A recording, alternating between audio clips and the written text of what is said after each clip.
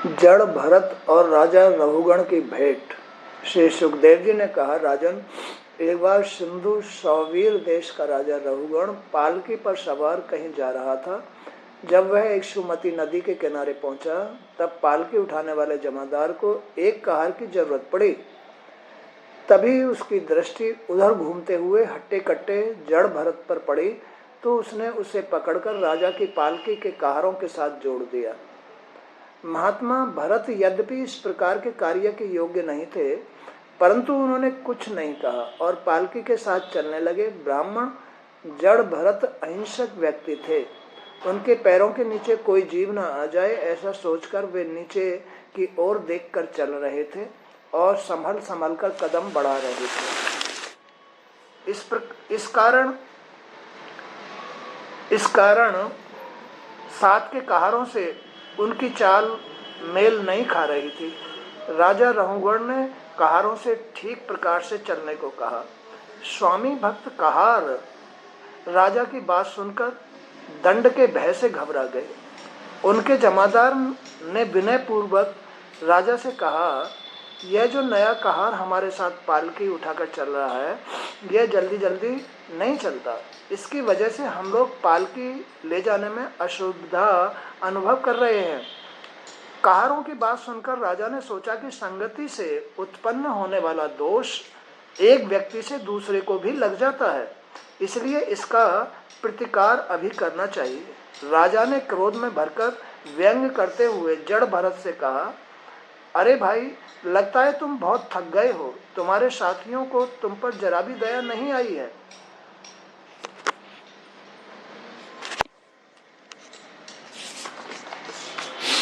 इसलिए इन्होंने तुम्हें सहारा नहीं दिया।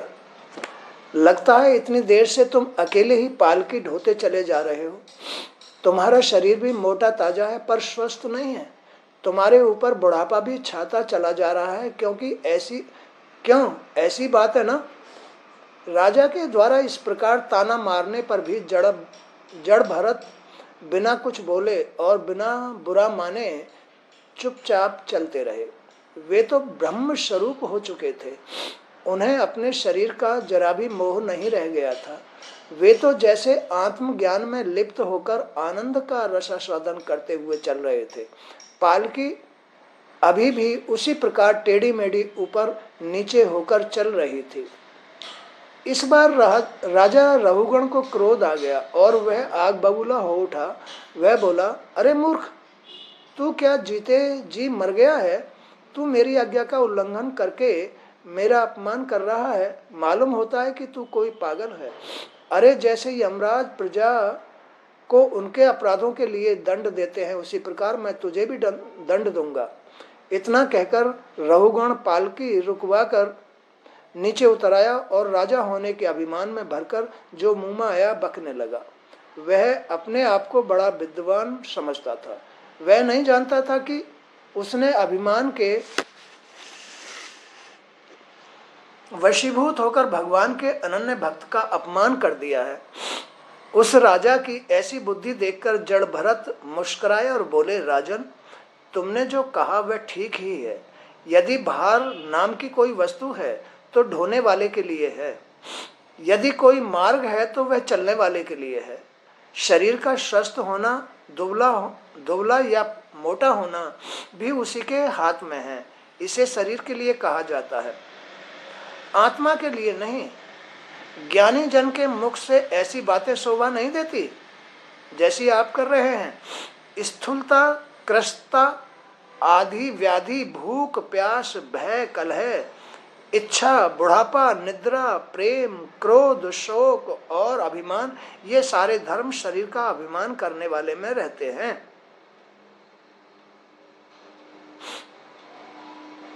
जो शरीर का अभिमान करता है उसके अंदर क्या क्या दोष रहते हैं? निद्रा, क्रोध, शोक, इच्छा, बुढ़ापा, भय, कलेश, भूख, प्यास, व्याधि, स्थूलता, कृशता, अभिमान, ये सारे धर्म शरीर का अभिमान करने वाले में रहते हैं। मुझ में इनका लेश मात्र भी अंश नहीं है। हे राजन, तुमने जो मरने जीने और दंड देने की बात कही है, उसके लिए मैं यही कहता हूं कि जितने भी विकारी पदार्थ हैं उन सभी में नियमित रूप से ये बातें देखी जाती हैं, क्योंकि वे जन्म लेते हैं और अंत में मर जाते हैं। हे यशस्वी नरेश राजा, जहाँ स्वामी सेवक भाव स्थिर होता है वहीं पर आज्ञा पालन का भाव नियमित रूप से नियमबद्ध होता है। तुम राजा हो और मैं प्रजा हूँ। इस प्रकार की भेद बुद्धि के लिए मेरे पास अवकाश नहीं है।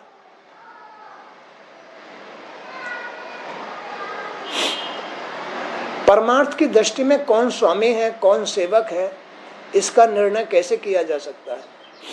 फिर राजन, यदि तुम्हें राजा होने का अभिमान है तो कहो, मैं तुम्हारी क्या सेवा करूं?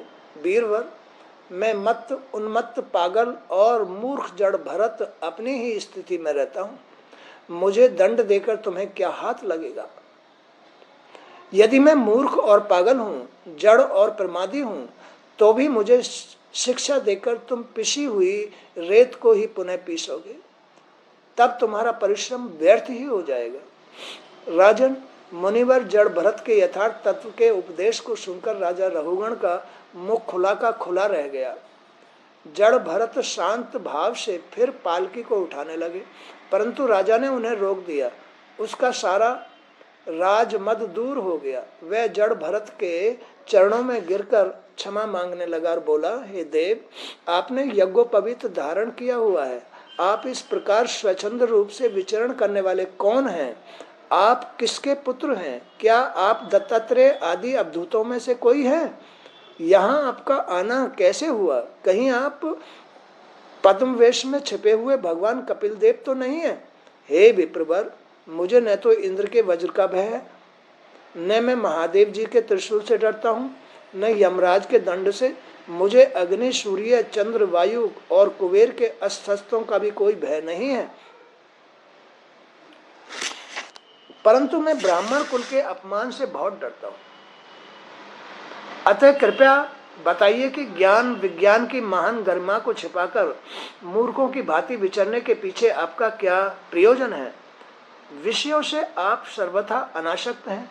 राजा ने गिड़गड़ाते हुए कहा, मैं आपके रहस्य को नहीं जान पा रहा हूँ। आपके योग युक्त वाक्यों को सुनकर मेरी बुद्धि चकरा रही है। कृपया अपना परिचय दें। मैं आत्मज्ञानी मुनियों के परम गुरु भगवान श्री हरि की ज्ञान शक्ति के अवतार योगेश्वर कपिल देव जी के पास यह पूछने जा रहा था कि इस लोक में एकमात्र शरणागत वत्सल कौन है? कहीं आप मेरी परीक्षा लेने कपिल मुनि ही तो नहीं है? प्रभु, मेरा भ्रम दूर कीजिए। हे दीनबंधु, राजा होने के अभिमान में पागल होकर मैंने आप जैसे परम साधु को अपमान कर दिया। आप कृपया करके मेरी धृष्टता को क्षमा कीजिए। आप शरीर के अभिमान से पूरी तरह मुक्त हैं और विश्व आत्मा श्री हरि के अनन्य भक्त जान पड़ते हैं।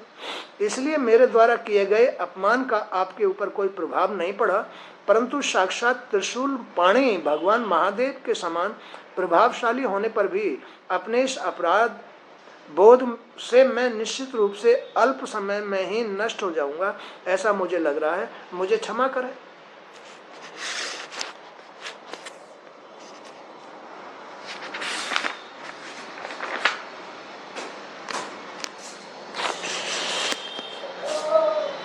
तो इस प्रकार एक राजा और जड़ भरत के बीच जो ये वार्तालाप हुआ, इसका तात्पर्य ये है कि जीव को अज्ञानवश ही अभिमान होता है, अज्ञानतावश ही अभिमान होता है अपने शरीर का या खुद का अभिमान। जैसे राजा को अभिमान था, उसने राजा होने के अभिमान में एक जड़ भरत साधु को पालकी के नीचे जोत दिया और उसको अज्ञानता में इतनी भ्रमता हो रही थी कि आखिर शरणागत वत्सल है कौन, किसकी शरण में जाया जाए? भगवान भोलेनाथ की शरण में जाया जाए या लक्ष्मी नारायण की शरण में जाया जाए, या ब्रह्मा जी की शरण में जाया जाए, या सूर्य देव की शरण में जाया जाए, या परमात्मा की, परमात्मा कौन है, क्या है। तो राजा इस भ्रमता में वो कपिल मुनि के पास जा रहे थे पूछने के लिए कि आखिर शरणागत वत्सल कौन है, किसकी शरण हमें लेनी चाहिए। तो रास्ते में वो पालकी में बैठ करके जा रहे थे, उनके जो सेवादार थे वो पालकी के कहार बना करके उस राजा ने लगा रखे थे। रास्ते में अचानक जड़ भरत मिल गए, उनको भी लगा लिया और कहा कि ये पालकी उठाओ। जड़ भरत बड़े ज्ञानी ध्यानी साधु पुरुष थे, संत पुरुष थे, महापुरुष थे। तो वो बड़े देखभाल करके चलते थे ज्ञान के अनुसार, कहीं मेरे पैर के नीचे कोई चींटी ना आ जाए, कहीं कोई जीव ना मर जाए। तो कभी वो धीरे हो जाते थे, तो कभी चींटी आदि को, कीड़े मकोड़ों को बचाने के लिए उछल जाते थे, तो पालकी हिल जाती थी। राजा ने कहारों को कहा, रे तुम लोग पालकी को संभाल के क्यों नहीं चलते हो। तो कहारों ने कहा कि राजा साहब, आपने जो ये नया कहार लगाया है, ये ही ना तो हमारा साथ दे पा रहा है, और ये ही कभी उछल जाता है और कभी धीरे चलता है, तो हमारा साथ नहीं दे पा रहा है। तो राजा ने अभिमान में आकर के और जड़ भरत को कहा कि ये तुम क्या कर रहे हो, तुमको जो है पालकी उठानी नहीं आती, तुमको पालकी उठानी नहीं आती, तुम इन लोगों का साथ लेकर के नहीं चल सकते। तो राजा रहुगण की बात पर उनको जरा भी क्रोध नहीं आया, क्योंकि वो तो साधु थे, सदे हुए थे। उन्होंने अपने मन को, अपने जी को, सबको साथ रखा था, उन्होंने इंद्रियों को साथ रखा था। तो उनके अंदर कोई अभिमान नहीं था, कोई बुरा मानने की गुंजाइश नहीं थी।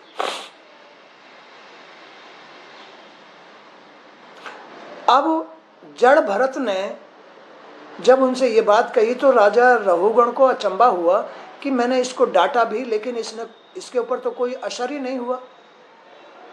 आखिर तुम कौन हो, दत्तात्रेय हो या कोई भगवान हो, या कपिल मुनि ही मेरी परीक्षा लेने के लिए यहाँ रास्ते में आ गए हैं। आखिर तुमको ये क्रोध क्यों नहीं आया, तुमने मेरी बात का कोई जवाब भी नहीं दिया, और जरा भी तुम विचलित नहीं हुए। आखिर तुम हो कौन। अब जो जड़ भरत थे वो रहुगण को उपदेश दे रहे हैं। क्या उपदेश दे रहे हैं कि तुम क्षमा मुझसे मत मांगो, पर ब्रह्म से क्षमा मांगो, वे ही सब पर दया करने वाले हैं। पर ब्रह्म से क्षमा मांगो। मुझसे क्षमा मांगने में क्या होगा, अज्ञानियों की भांति तर्क करने से कुछ प्राप्त नहीं होता है। अज्ञानियों की, तुम राजा हो, अज्ञानियों की तरह बात कर रहे हो, इस अज्ञानियों की तरह बात करने से कोई फायदा नहीं है। तत्वज्ञानी पुरुष स्वामी सेवक संबंधों पर विचार नहीं करते, क्योंकि लौकिक व्यवहार के समान वैदिक व्यवहार भी पूरे सत्य नहीं है। तुम संसार में रहते हो, तुम संसार में राजा हो। ये जितना भी भेदभाव पैदा हो रहा है, ये लौकिक व्यवहार है, सांसारिक व्यवहार है। सांसारिक व्यवहार में यही ऊंच नीच होती है, लेकिन आध्यात्मिक व्यवहार में ना कोई ऊंचा होता है ना कोई नीचा होता है। ये तो लौकिक व्यवहार है। मुझे कोई फर्क नहीं पड़ा, मैं तो अपने भगवान में, अपने परमात्मा में विलीन रहता हूं। मुझे अपने शरीर का कोई अभिमान नहीं है। तुम कुछ भी कहते रहो, अच्छा बुरा लगता है तो वो शरीर को लगता है, मन को लगता है। मुझे, जब मैंने इस शरीर का मोह ही त्याग दिया है, तो फिर मुझे अच्छा बुरा क्यों लगेगा। जो आदमी अपने शरीर का मोह त्याग देता है, उसको फिर संसार की कोई भी बातें अच्छी या बुरी नहीं लगती है, वो एक समान रहता है। वेदों में जो कुछ भी कहा गया है वह गृहस्थियों की जीवन पद्धति को ही ध्यान में रखकर कहा गया है। राग द्वेषों से रहित विशुद्ध तत्व ज्ञान का उल्लेख उनमें भी नहीं किया गया है। जो गृहस्थ यज्ञ कर्मों से प्राप्त स्वर्गिक सुखों को स्वप्नवत अर्थात क्षण भंगुर नहीं समझता, उसे उपनिषदों का तत्व ज्ञान भी परम तत्व के दर्शन नहीं करा सकता। अब जो गृहस्थी आदमी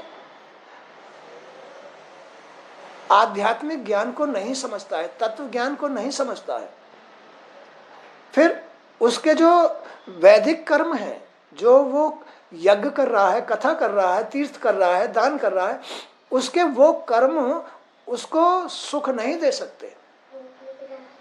जब तक मनुष्य का मन सत रज और तमो गुणों के वशीभूत रहता है, तब तक वह अपनी इंद्रियों पर अंकुश रखे बिना शुभ अशुभ कर्मों में ही लिप्त रहता है।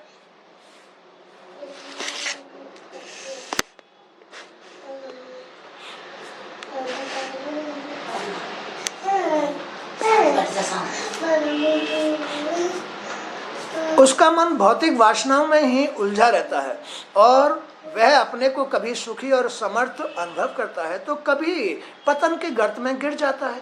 यह मायावी मन इसी प्रकार जीव को संसार चक्र में डालकर घुमाता रहता है। मायावी मन जीव को संसार चक्र में घुमाता रहता है, जबकि ये जीव तो आत्मा है। ये मायावी मन जीव को घुमाता है। मायावी मन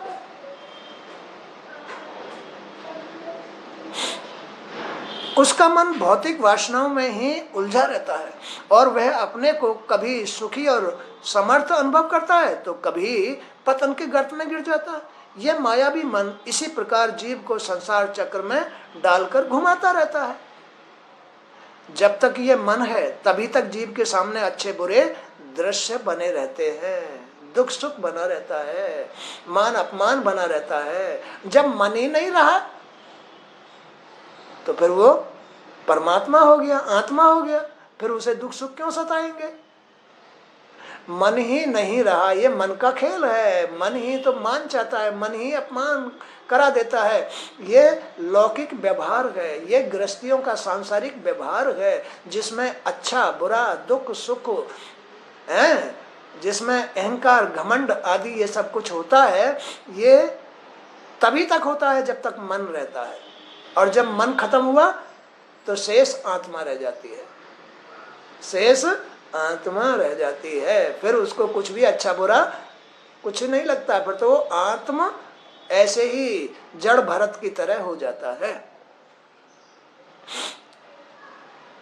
अतः इस मन को वश में करके ही परम तत्व के दर्शन किए जा सकते हैं। परमात्मा के दर्शन जब होते हैं जब मन को आदमी वश में कर लेता है।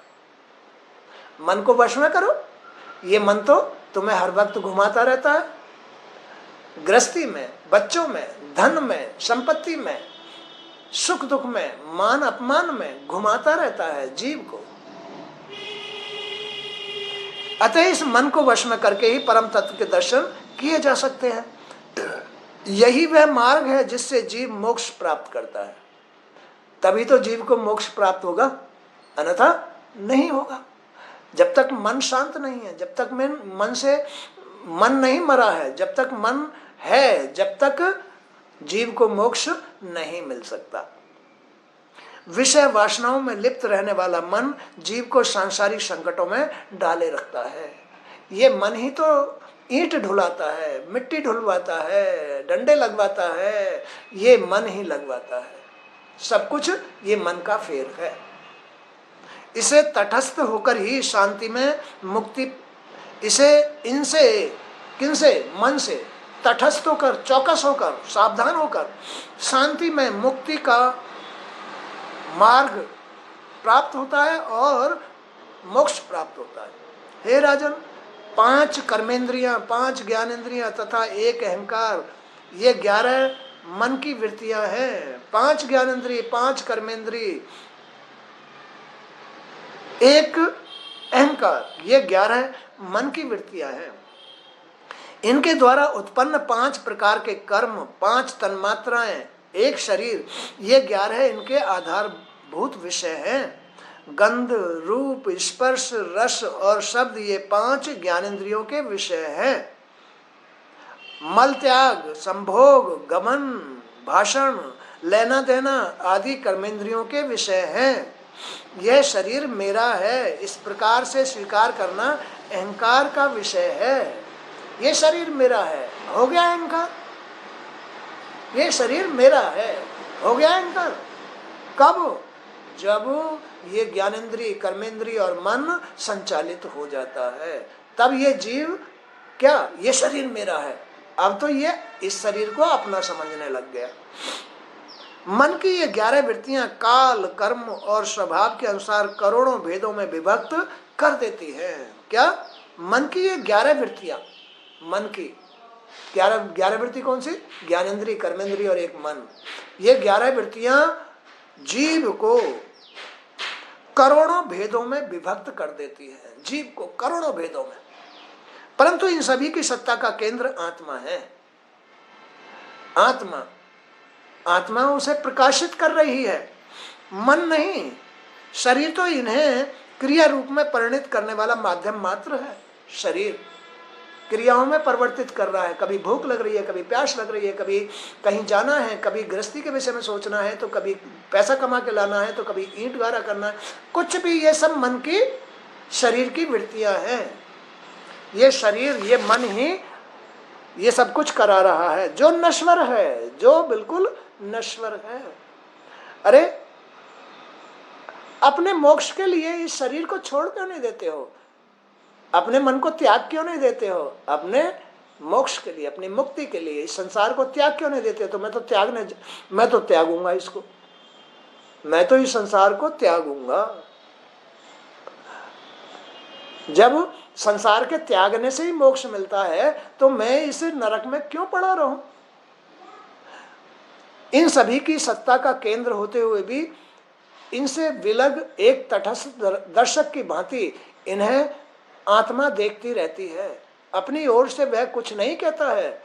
जो भी दिशा निर्देश देता है वह मन देता है। मन तो दिशा देता है और आत्मा प्रकाशित कर देती है। आत्मा तो मन की इन वृत्तियों का साक्षी मात्र स्वामी है। आत्मा मन की इन दिशाओं का साक्षी मात्र है। भाग्य बना देता है। कौन बना देती है? आत्मा मन की इन वृत्तियों को का साक्षी मात्र होकर के भाग्य बना देती है। यह आत्मा परमात्मा की तेजोमय ज्योति का सूक्ष्म अंश मात्र है। ये जो आत्मा है परमात्मा का स्वरूप है। ये प्रकाश ही क्या कर देता है? जो मन की बातें है ना, उनका भाग बना देता है, उसे निकलने नहीं देता,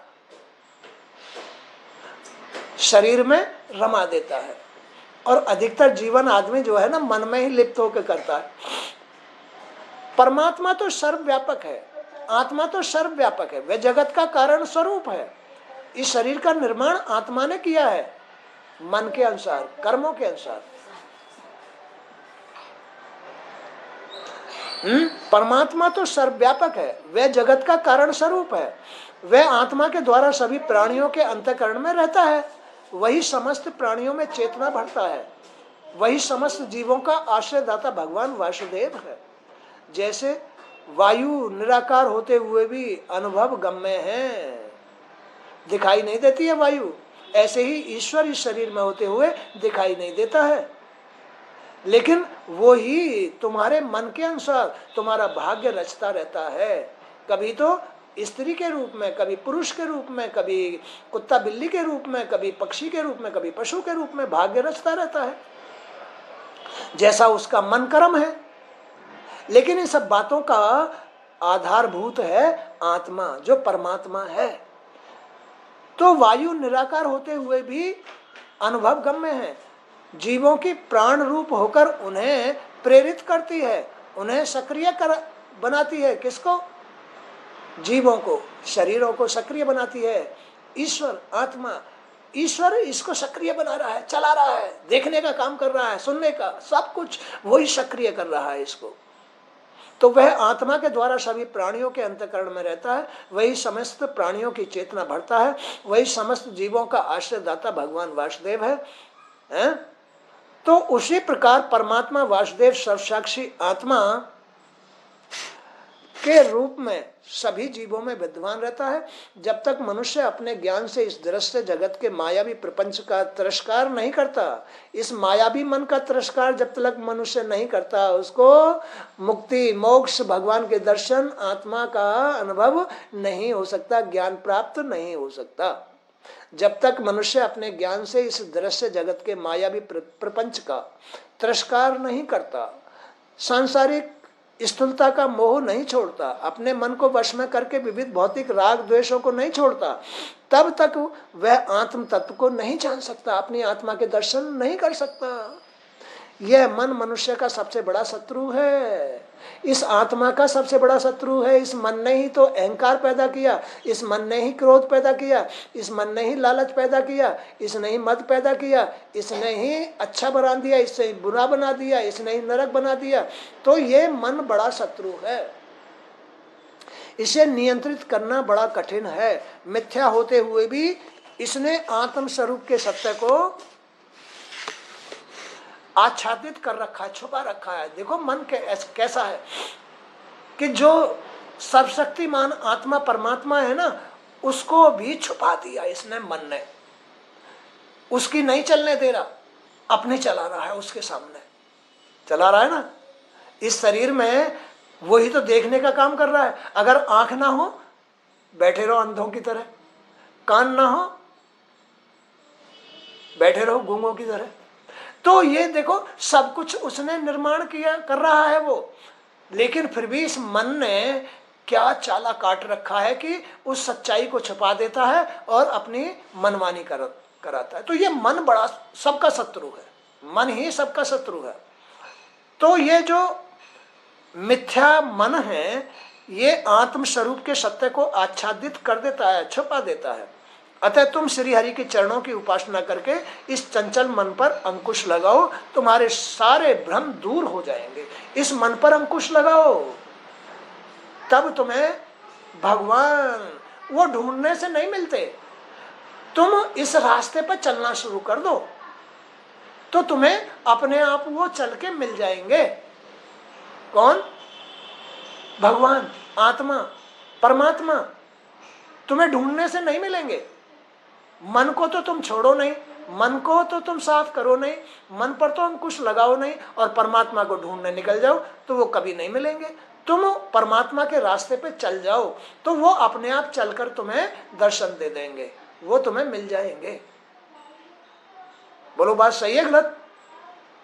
तो ऐसा खेल है इस शरीर का। आज का सत्संग भी यहीं तक। जय श्री कृष्णा। हे वासुदेव पार ब्रह्म परमेश्वर, आपकी लीला अपरंपार है। ये मन कहाँ से बना दिया, क्यों बना दिया? प्रभु, हमें ऐसे मन की जरूरत नहीं है, हमें ऐसे मन की जरूरत नहीं।